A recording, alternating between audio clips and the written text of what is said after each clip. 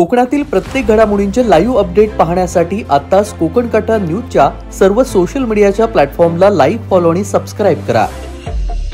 दापोली तालुक्यात हादरवणारी घटना समोर आली आहे। दापोली तालुक्यात उन्नवरे येथे भावानंच आपल्या सख्या भावाची हत्या केली। दापोली तालुक्यातील उन्नवरे गावातील बौद्धवाडी येथे ही घटना घडली। मृत्यू झालेल्या व्यक्तीचं नाव विनोद गणपत तांबे, वय वर्ष 36, राहणार उन्नवरे बौद्धवाडी असं आहे।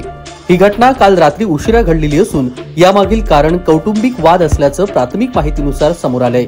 या घटनेमुळे गावामध्ये आणि आसपासच्या परिसरात एकच खळबळ उडाली आहे। भावानं धारधार शस्त्रानं आपल्या सख्या भावावरती हल्ला केला आणि या हल्ल्यामध्ये भावाचा जागीच मृत्यू झालाय।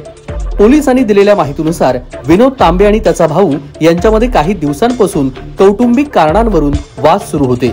रात्री उशिरा झालेल्या भांडणामध्ये भावानं विनोद तांबे याच्यावर जीवघेणा हल्ला केला, ज्यामुळे त्याचा जागीच मृत्यू झाला। घटनास्थळी दापोली पोलिसांनी तात्काळ धाव घेऊन मृतदेह ताब्यात घेतलेला असून त्याला शवविच्छेदनासाठी पाठवण्यात आले। दापोली पोलीस या प्रकरणाचा सखोल सध्या तपास करतायत।